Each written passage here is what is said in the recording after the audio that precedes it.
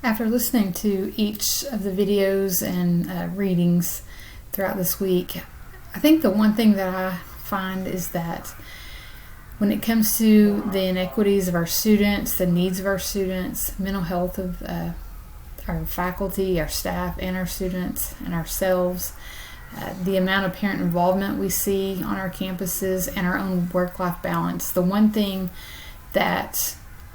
I find is that reflection is going to be so important.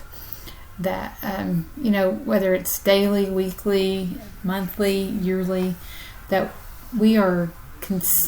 constantly reflecting on each of the issues that we as educational leaders are facing and taking action to correct the issues or to work towards correcting the issues as we can, and working to better the lives of ourselves, but more importantly, bettering the lives of our students so that they can achieve, bettering the lives of our faculty and staff so that they want to stay around and teach and invest in the lives of our students. I think that reflection is going to be key.